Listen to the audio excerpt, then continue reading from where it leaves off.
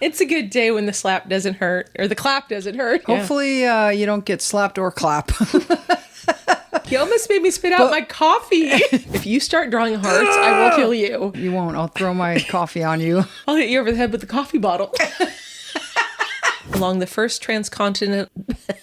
This is what happens when you know the story. I know. Yeah. I really hope Now, detectives, of course, Kath had to... So of course, Kath, the very last day they'd picked up paper. Picked up paper. Yep.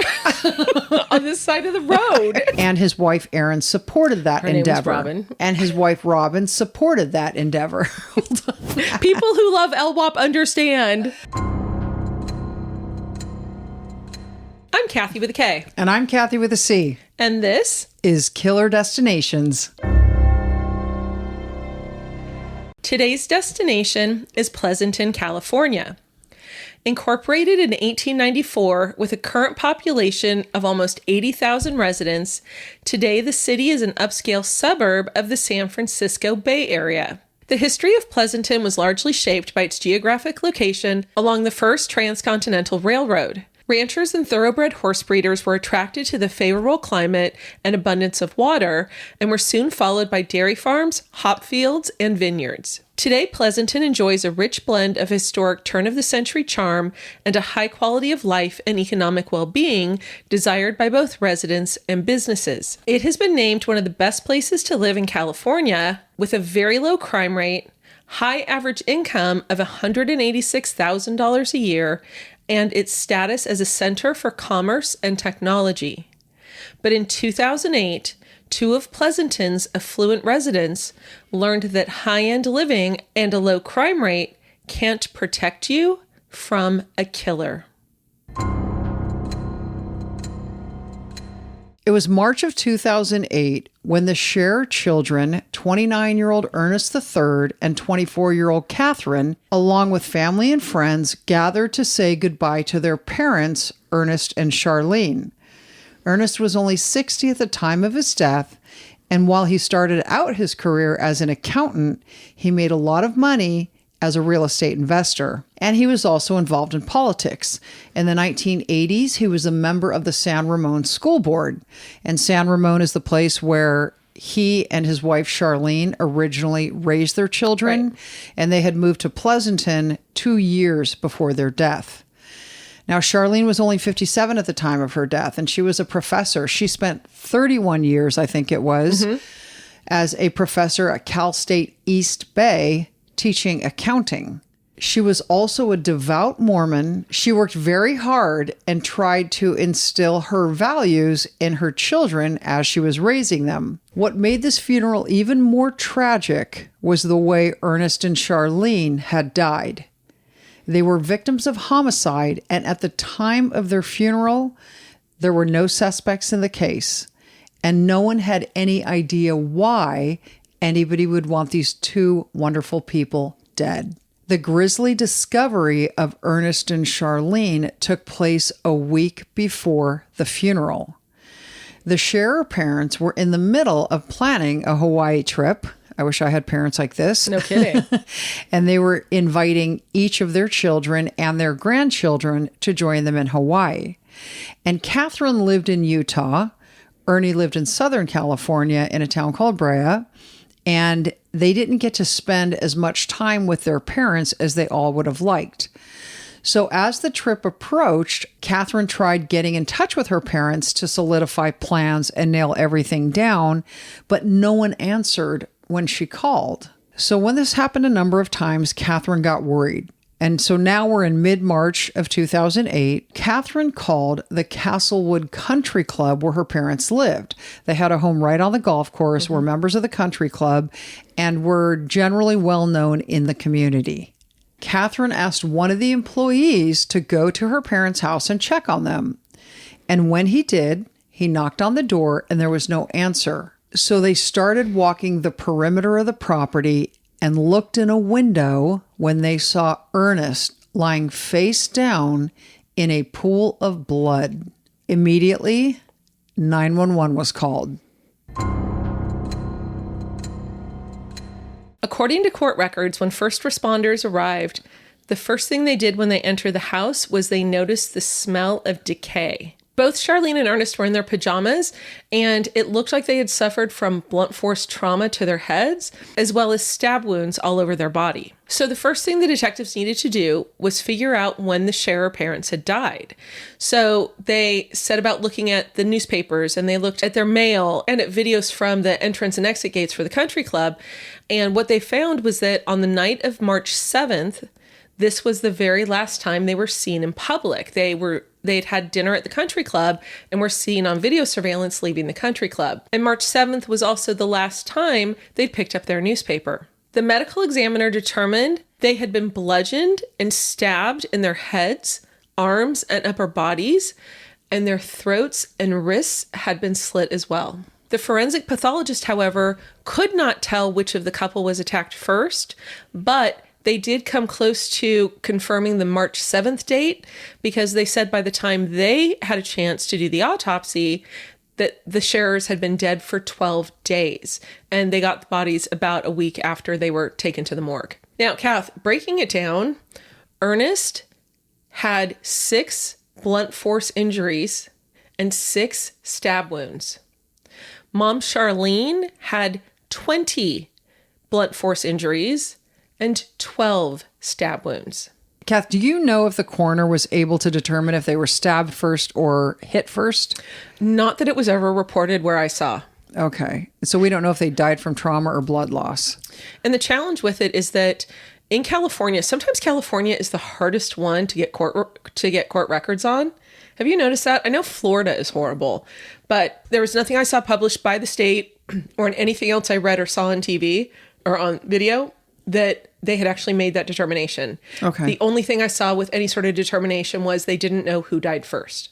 Okay. When the detectives talked to the 2 Scherer children, they both said they had no idea as to who would want to kill their parents. As Kathy said, they were very involved in the community, known by many. They had a very close circle of friends and had what was described as a very loving marriage. Bloody footprints were found near the bodies and throughout the house. The house, actually, Kath, had been turned upside down and ransacked, but to the trained investigative eye, they realized that there were a lot of valuables still left in the house. And then one of the places the bloody footprints led was to a linen closet. Now, unlike the rest of the house that really had been kind of torn apart, the linen closet had been picked through as if somebody might have known something was being hidden there or something like that, and they didn't have to just pull everything out at once. However, they did quickly rule out the possibility that Charlene had been the target of the murder because she was very well liked and very well respected at her job at Cal State East Bay, both by colleagues and students alike. She also was active in her church, she volunteered at nonprofit organizations, and she loved bird watching. Ernest, however, was a different story. There were several aspects of his life that stood out to police as being a potential flashpoint for any harm that might come to him.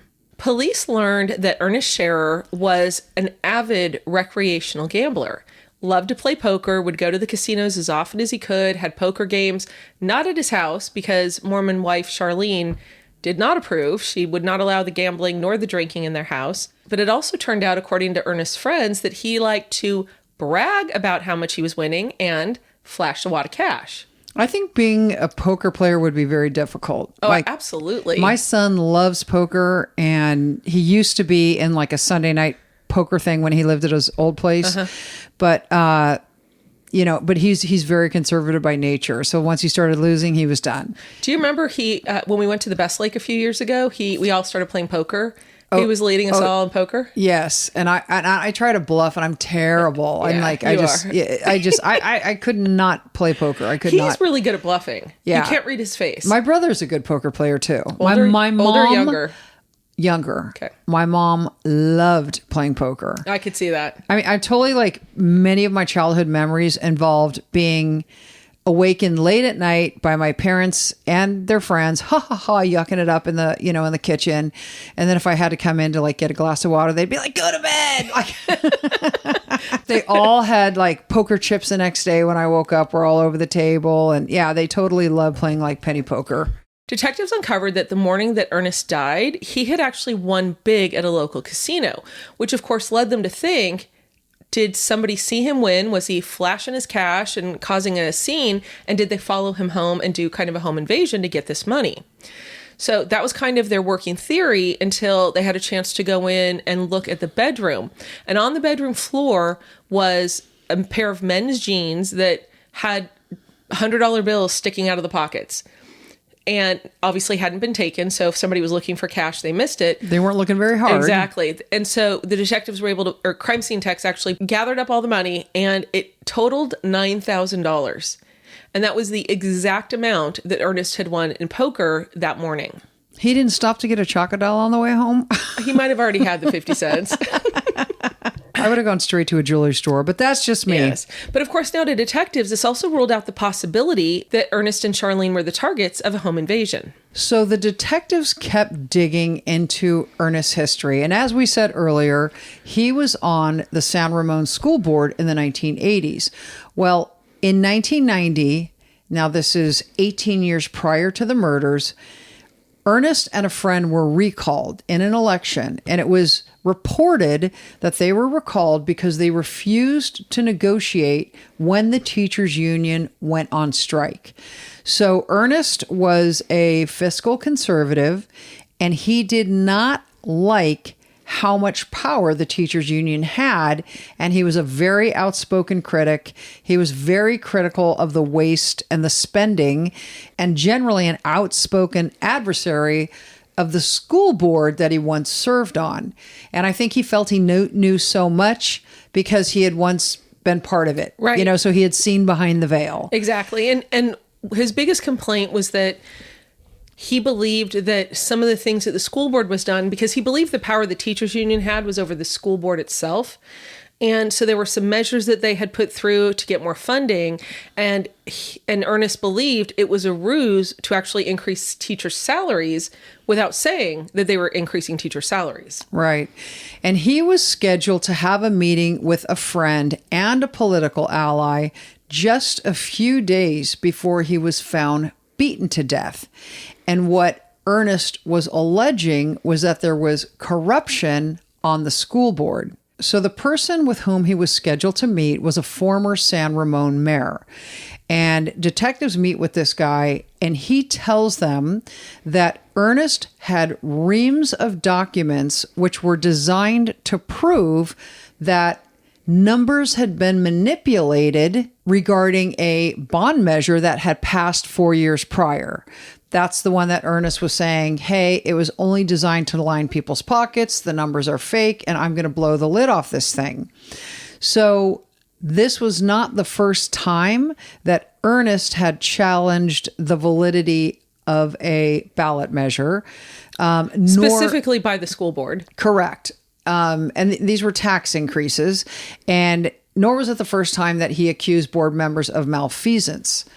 However, going through all of the reams of paper, looking through all of the players and all of this, the detectives could not come up with any realistic suspect whom they believed would have gone so far as to murder Ernest and his wife. So with the outside players, you know, his friends and political foes not panning out, detectives then had to go to the most obvious suspects, his children, because it was estimated at the time of Charlene and Ernest's death that each of their children stood to inherit $2 million apiece. Just under $2 million. Just under $2 million. Yeah, there was a point of contention in the newspapers at the time because somebody had said over $2 million, and the Pleasanton Weekly said it wasn't over $2 million. It was under $2 million. And it's like, you know, potato. I'll take either. Still a lot of chatter. Yeah, exactly. So the police were able to quickly eliminate Catherine. As we said, she lived in Utah, and she was able to immediately prove that she was home in Utah on the night of the murders. They also looked at her cell phone data. Nobody suspicious was called. There was no indication in any way that she would have hired anybody to do this. So this left son Ernie. Ernie was married to his wife Robin, and the two met at BYU. And like many young couples at BYU, they married shortly after graduation from college. And they had a young son together. I want to say he was only like 2 or 3 at the time of his grandparents' 3. murder. Okay. Right. Okay. And so they all lived together in Southern California in Brea. Which is in Orange County. Correct. It's kind of on the Orange County, LA County line. Although Ernie had a degree in economics, he also followed in his father's footsteps by loving poker. Right. But he took it to the next level and he decided, I'm going to drop everything else and I am going to become a professional poker player. So he dedicated all of his time to it and he actually succeeded in becoming a professional poker player. And his wife, Robin, supported that endeavor. And it was reported that at the height of his gambling career, he made more than $100,000 and he even played in the World Series of Poker. Right. But since his income was hit and miss, as you can imagine, he could not get a loan to buy a house. So when Robin and Ernie found a home in Brea, I want to say it was over $600,000, they put 20% down, but the seller carried 10%, and his father had to give him a loan for the rest, which the loan was over $600,000. Yeah, 616. Okay. And so he paid his father what he otherwise would pay in a mortgage Right. every single month. But it was a 5-year loan. It was not a 30-year loan. I didn't even know that. Yeah. But he was still paying... He was paying over $5,000 a month to his dad. Almost 5. Not just to his dad. He still had the 10% that he owed to the seller who was carrying the 10%. Okay. And so there must have But been... it was around $4,600. So most of it obviously was to his dad. There must have been a balloon payment to his dad coming up. I'm sure there was. But anyway, so when detectives really began focusing in on Ernie, they recalled that after the parents' murder, after he was notified that his mom and dad had been killed and he came to their home, which was the then scene of the crime, one of the first things he wanted to do was see their will. He insisted on seeing their will. That naturally course, yeah. raised suspicions. So Ernie agreed to be questioned by the police and talk to them about the night his parents were killed. He said that he was in Brea asleep. His wife and child happened to be on vacation with her family, so they weren't there, but said, I'm sure my cell phone can prove that I was there. But detectives were kind of pressing him. Okay, you may not have done it, but did you have anything to do with your parents' deaths? And he insisted, no. Why would I want my parents killed? My dad was my best friend. Why would I ever have something like that happen? But just a week after speaking with Ernie, investigators were going through video from the country club. And in this video, they noticed in the wee hours of the night, a red convertible Camaro that had a black top that looked familiar to them. Because it was the exact same car that Ernie Scherer drove. Looking at this videotape, they see that the car entered the Castlewood property at 8:27 p.m. on the night of the murders. And it left 4 hours later. Police reached out to Ernie again. Now that they have this information, they want to have another conversation with him. And when they spoke to Ernie's wife, Robin, they learned he dipped. Mm-hmm. So detectives talked to his wife, Robin, and she told them that when he left, he told her the reason he was leaving was he had to be alone to grieve. And she said, when are you coming home? And he said, I'll be in touch. And didn't tell her where he was going. Yeah, exactly. Leaving, again, a 3-year-old son at home. Mm-hmm. So when he left home, though, he wasn't driving his red Camaro. He actually was driving one of his dad's cars. So the red Camaro was in the driveway. See, he had flown to Pleasanton when he found out his parents were murdered, and it simply took his dad's car home with him. Right. Because the car was still there, detectives used the opportunity to get a search warrant for the car. And they found nothing. But then they found a receipt that showed that the day after the murders, Ernie had taken his car to a local car wash and got it detailed inside and out. Really, there was nothing there to find. So with no trace of evidence in the car, The cops now pored over crime scene photos to see, is there any clue we missed? Is there something we need to know? And they started with the bloody footprints. The ones they found on the carpet and, from Charlene to Ernest to the linen closet. But one of the places they found them also was on the tile floor of the entryway. The interesting thing is that when they saw the footprints on the tile floor, is they said that they looked like they'd been staged because the print itself was perfect. It looked like it had been very carefully rolled onto the tile floor to make sure you knew the make and model of the shoe as well as the size. And it was a size 12 Nike. So investigators really were of the opinion that these footprints were not real. It was trying to make them believe that somebody with a size 12 foot had actually killed the Scherer parents, when in fact it was somebody who had a different shoe size than that. But then there was another interesting fact that came to their attention. Remember, we talked about the footprints that had gone from Charlene to Ernie to the linen closet, and that it looked like somebody had not ransacked the closet, but rather went through it. After Ernie dipped, of course, Robin starts going through all these things in her head. The fact that the police were doing a search warrant on the car that he drove. She didn't know where he was that night. And she remembered a conversation she had with Ernie at his parents' house right after they found out they'd been murdered. According to Robin, when the family was finally allowed inside the parents' home, Ernie led her straight to the linen closet. And when they got there, he reached in and he pulled out a decorative sword, one that he said his father had brought back from Turkey a few years prior. But there had been 2 swords, and there was only one in there at that time. And so he showed it to her and, wanted her to admire it and whatnot. But Robin said she remembered as Ernie was putting it back in the closet, he muttered something under his breath that sounded like, gee, I wonder where the second sword went. When Robin realized what that could have meant, she called the detectives and told them exactly everything she remembered, right down to the tone of voice and walking directly there and whatnot, because she was now afraid her husband was a killer. I am sure she was bitter because he left. Yeah. And he was roaming around and she was hanging out with a 3-year-old, not having any idea where he was or what he was doing or when he was coming home. Exactly. Or where was she getting their next dollar from? For sure. So despite Ernie now being a main suspect, detectives obviously didn't have enough evidence to arrest him. They decided to watch him and hoped he would make a mistake. When Ernie decided to make poker playing his profession, his mother, Charlene, was very critical.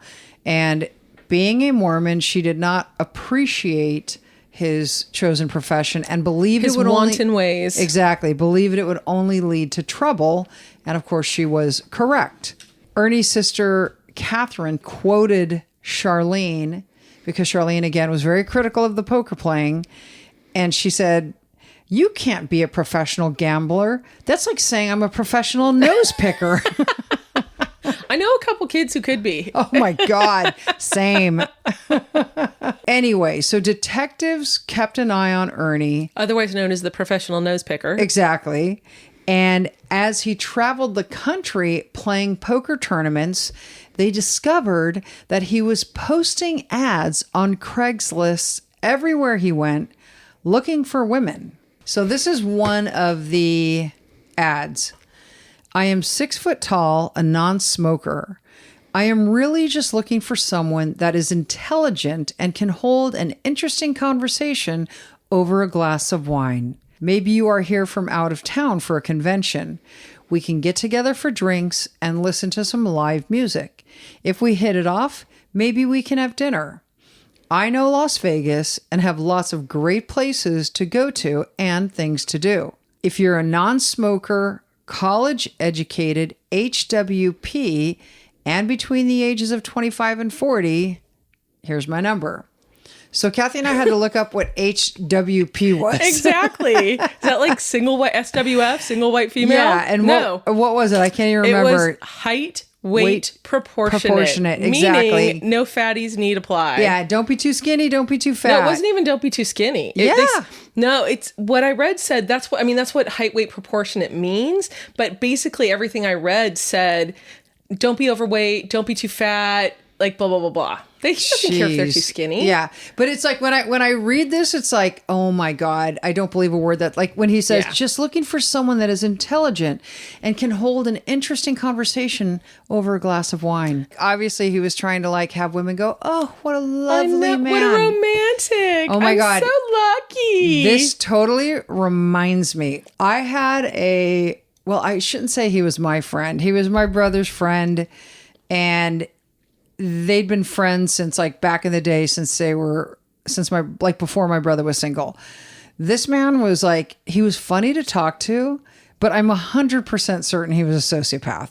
And again, he's entertaining, but he's the kind of guy you have to keep at an arm's distance. He used to post ads that said, oh my God, widower fireman looking for a woman who loves long walks on the beach and dogs and I mean all this crap. And he wasn't a fireman, he wasn't a widower, but oh my God, the people that responded to his ads were ridiculous. Course. And he went on a date. This is so terrible.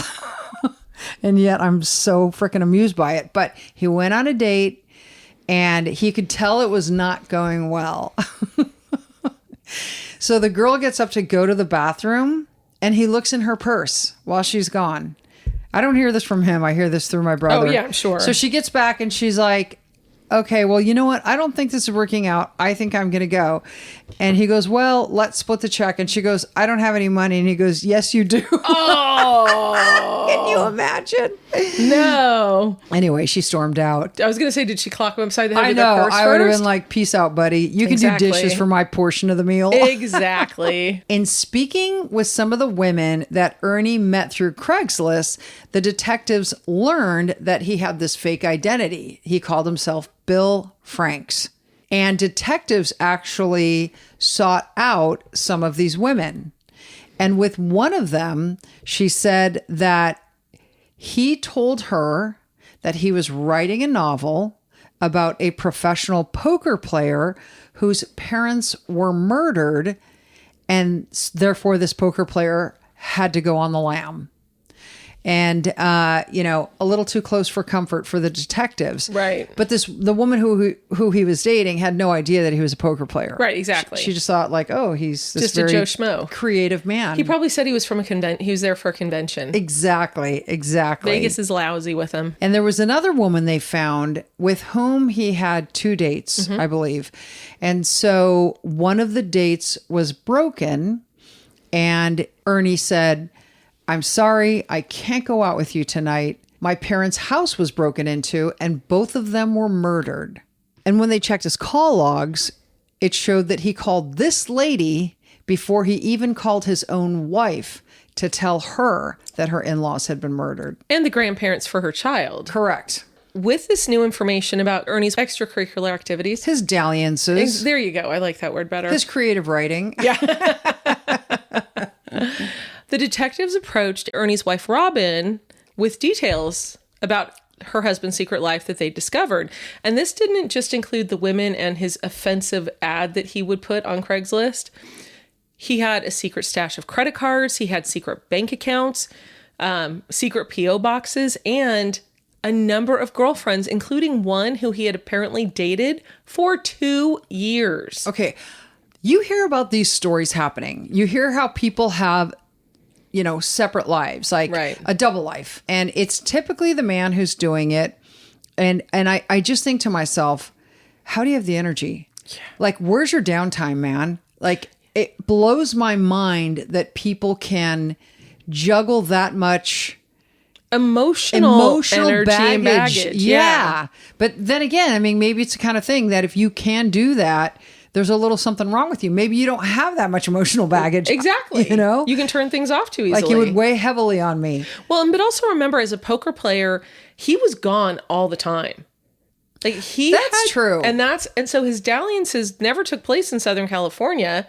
They were all in Vegas, which is where he was most of the time. Sometimes he would go to the East Coast. Sometimes he would, go up to Reno, or, he would just chase the poker tournaments. And every time he went there it was a woman in every port. He had all these secret accounts. He never thought he'd get caught.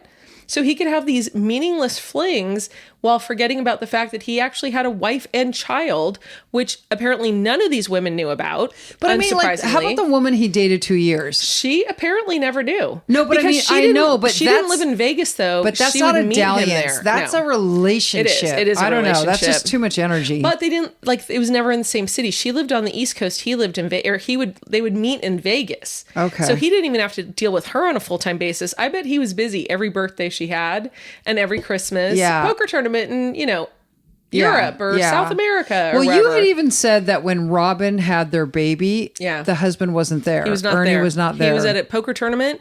He came home. Bro was busy. Saw the baby and quickly left the next day for another poker tournament. So, and the hard thing is that she can't tell him not to go because all of their lifestyle is dependent on him making cash. So that's true. I'm staying away from professional poker players. Yeah. So can you imagine, like, the detectives dropped this information on her and she was like, what the what? Exactly. Broken record.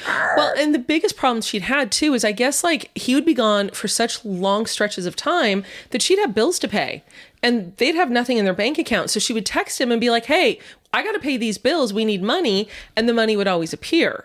Now, remember, the murders happened in March of 2008. She had actually texted her husband in February of 2008 because, again, he was gone.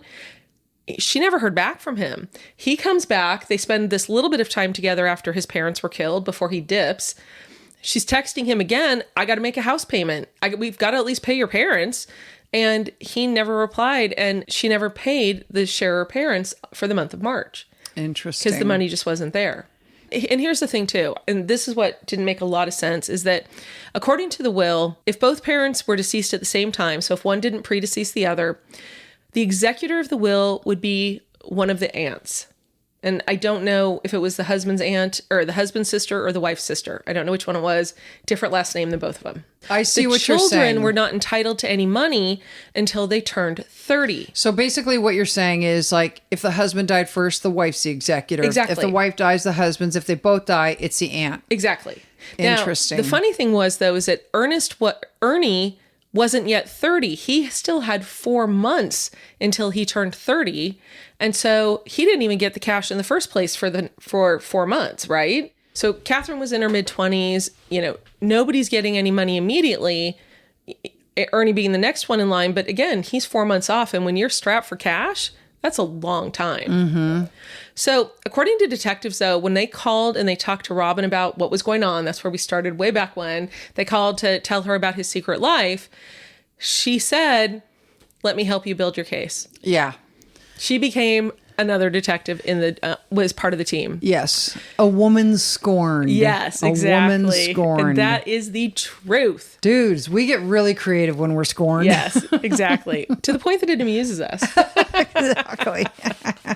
Now, 3 months into Ernie Scherer's grieving cross-country trip, where he's finding all these extra women, police got a tip that he was in Las Vegas. This allowed a detective to put a GPS on his car and keep closer tabs. With this tracker, detectives did an even deeper dive into Ernie's finances, and they learned he really was strapped for cash. He had at least $90,000 in gambling debts. He had more than $40,000 in credit card debts.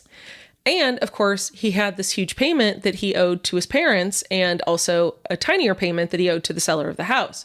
But along with these pressures, and anybody who lived through it in 2008. Yeah. This is when the housing market tanked. Every market tanked. Yes. Everything tanked. But in California, the housing market is normally, like, it'll go down, it doesn't tank. And it tanked.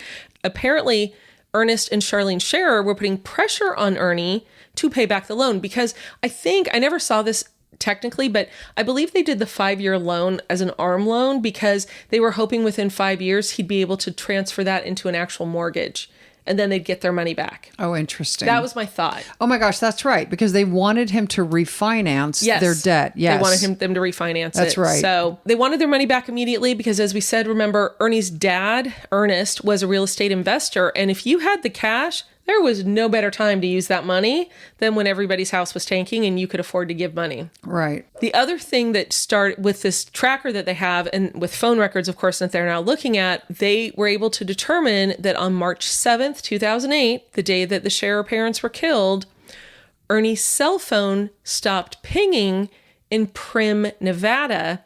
This is in southern Nevada. It's on the border of California and Nevada, and it's the town you go through if you're heading from Vegas to Southern California. On March 7th, 2008, it stopped. So they knew he was going from Las Vegas, heading into California, but the phone goes off in Primm. So it was 17 hours before his cell phone was turned back on. And detectives looked at that and they're like, you know what? In that 17-hour window, he absolutely could have driven north to Pleasanton and then south back to his home in Orange County. No problem. Right. 17 hours easily. There's a lot of time. There's a lot of time. So detectives in Alameda County, which was where the murder took place, through the course of their investigation, they basically tracked it. They're like, we're going to do exactly the route that he would have taken, because actually it's a fairly clear-cut route. It is. And we're going to see if we can go north to Pleasanton, south to Brea, and be home, because they know that the phone went on 17 hours later at his home in Brea. And it was almost to the minute, detectives said, that they did their trip pretending to be killers. Yeah. Well, they knew that when Ernie's car had gone, well, the red convertible had gone through the gates on the way home. So they went to the gates, and then at that exact time, that's when they started their drive. Right. They knew when it arrived, they knew when it left, and that's what they did. And so they basically said he had enough time to commit this murder. But detectives wanted Ernie to admit that the car in the video surveillance, the red Camaro, was his, because the video was too pixelated to specifically identify him. Or the plate of the car. Right, exactly. So in comes a woman scorned, the wife Robin, and she agrees to help detectives. So she wants to record a conversation with her husband, Ernie, and try to get him to make incriminating admissions. Right. At this point, she has not heard from her husband in weeks. Right. Weeks. And probably in her heart of hearts, she knows that she might not ever see him again. Yeah. You know? So she calls her husband and she says, "Where are you?" And he says, "I'm in Northern California." And then without any prompting, he says, "I'm not trying to hide or anything. I'm not hiding from the cops. I mean, I didn't do this murder. I'm innocent." Yeah, but I know they're trying to collect circumstantial evidence to pin it on me, essentially. And then Robin tells him, they have you on video surveillance on the night of the murder. In the country club. They have you in the country club in your red convertible. And he's stunned. It was obviously not true, and she was doing it to rattle him, and he was rattled. And Ernie said, "Can you really see the driver's face in the video?"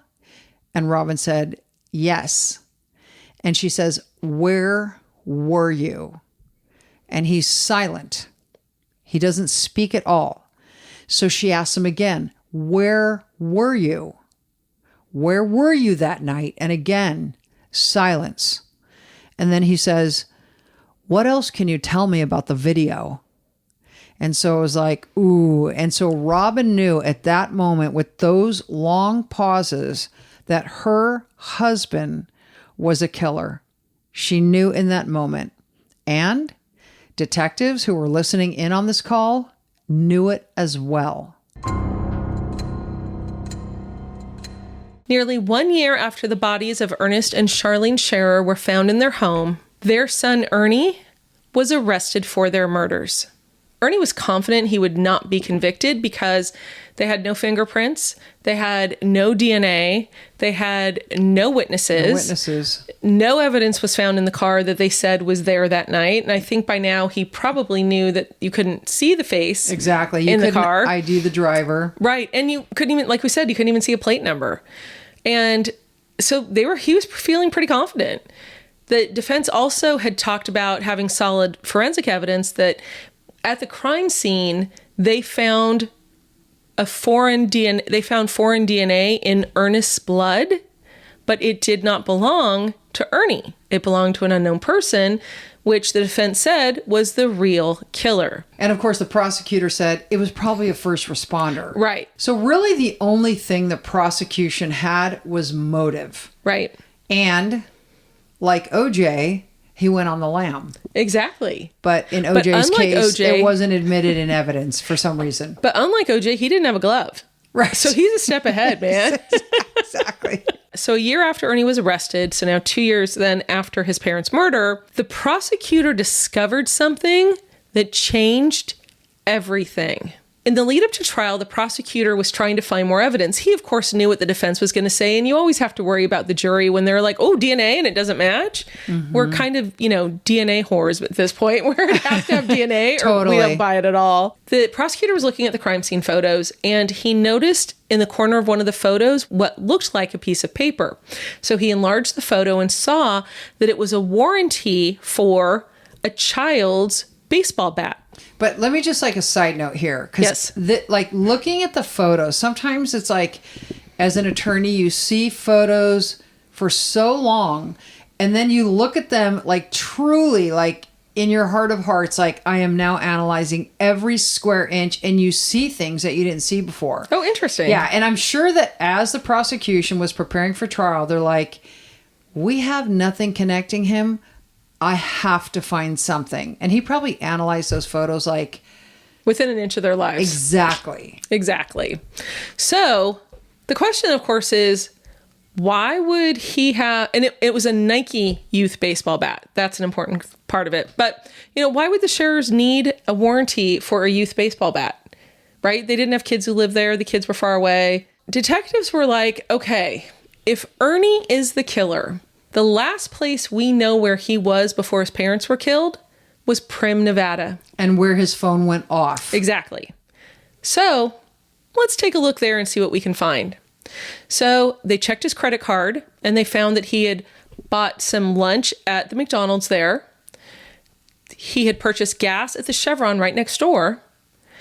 And surprisingly, right next door to that was a Nike outlet store. Remember, we had said the shoe prints found in the entryway were made from Nikes, size 12 Nikes. Police weren't lucky enough to have a credit card receipt for the Nike store.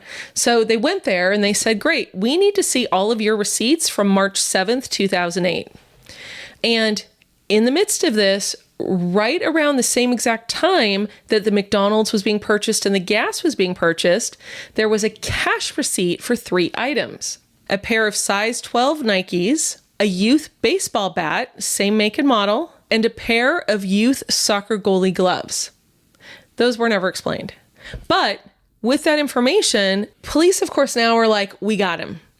We can connect him to the Nike store purchasing a bat. We talked about the warranty, but a bat the size of a youth baseball bat was consistent with the blunt force trauma inflicted on Charlene and Ernest. They had never actually been able to identify exactly what it was, but this would have fit. They also were able to connect Ernie to the size 12 Nikes. Remember, shoe prints that looked like they'd almost been made intentionally. Size 12, it was a special brand. They were like Tomahawk, and there's something different about Tomahawks. I can't remember what it is, but these were Tomahawks that had been purchased with this cash receipt. Now, granted, they couldn't technically connect him, right? It wasn't a credit card slip or whatever. Incredible circumstantial evidence, though. Right. How do you have a bloody receipt for a baseball bat, a warranty on a baseball bat at a crime scene? Right. Whatever he was doing there, that receipt came out of the bag. Like, I bet you anything he pulled the bat out. It came off the bat. Something. Yeah. So trial began in January of 2011. This is now almost 3 years after Ernest and Charlene were killed. The prosecution took the jury through all the things that we've mentioned, Ernie's money problems, the surveillance video with the car that may or may not have been him, his duplicitous life, dipping, that's an important one, Robin's phone call, and of course, the bloody baseball bat warranty card. His sister Catherine actually testified, as did his now ex-wife Robin, and their grandpa, who was the original Ernest Scherer, because he lived in South Orange County and apparently they would get together and play poker. So he testified because he saw them a few days after the parents were killed. So the defense, of course, contended that there was no direct evidence. Everything was circumstantial. But the reality is circumstantial evidence and direct evidence carry the same weight if the jury believes circumstantial evidence is sufficiently credible. The detectives and the prosecutors slowly built their case piece by piece. And in a shocking move, Ernie took the stand in his own defense and basically said his father was his best friend. They were both into poker. They had the same politics. Ernie loved him to bits, and he would never, ever, ever hurt his family. Ernie also talked about his seminary training in the Mormon Church and the fact that he had attained Eagle Scout status in Boy Scouts. That's pretty cool. Mm-hmm. So, he's painting himself as I'm a good son. I'm an upstanding citizen. This isn't something that's in my wheelhouse. However, on cross-examination, he had to answer questions about his relationship with his mother. He had to answer questions about the indebtedness to his parents and how he was strapped and had not recently won a poker game and had unpaid bills, etc., etc., etc. And after 3 months of trial, 32-year-old Ernie Scherer was convicted on 2 counts of first-degree murder with special circumstances, which means you're going to have to serve more time for those special circumstances, and his special circumstances were multiple murders and killing for financial gain. Ernie was given 2 consecutive LWOP sentences. Yes.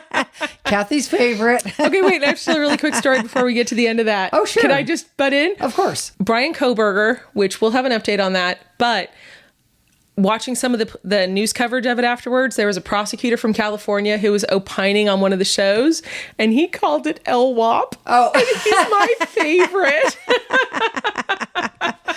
Okay, he gets 2 consecutive sentences, which is awesome because they're back to back. Right. And rather than running concurrently, which just doesn't count in my mind.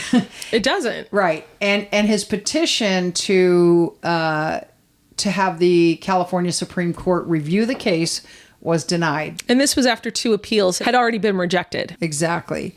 So in closing, Catherine said, I think my parents did an amazing job, and I don't think any kid could have asked for better parents. She also shared that her mother always pushed them to do the best that they could 100% of the time.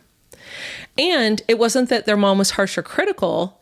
She just wanted them to achieve their highest potential. Then there was an interesting story that we were talking about. Catherine had made a comment about how they always went on these big family vacations. They went to Big Sur, they went to Yosemite. They were a big nature family, or at least Catherine and her mother were, to the extent that I was able to find. And she said, this was one of her mom's favorite things to do with the family. And Catherine would ask her, why do you put in all this effort and tolerate all of us just whining and complaining? And which sounds like every family vacation ever. I swear. Everyone. Yeah. And Charlene Scherer replied, because you don't understand history until you can live in it, till you can see it and touch it and experience it. I love that. I do too. I love that. That was amazing. Yeah. Okay. Thanks for listening. If you want to support us, hit subscribe. Thank you. And tell your friends. All right, apparently Kathy's done. Bye. Bye.